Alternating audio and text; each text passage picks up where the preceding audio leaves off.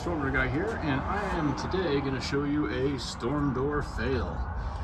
So I see this sometimes. This is a wind chain that homeowner installed themselves. It was done 100% incorrectly. If you're not sure about that, check out my video on how to properly install a wind chain. The wind chain is designed to absorb the impact of the storm door if it hyperextends due to wind. You get a rough wind and the door just blows right open.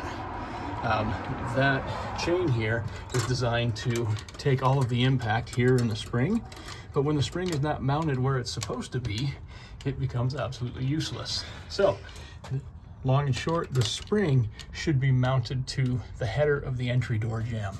It should form a nice triangle right across the top when the door is open completely.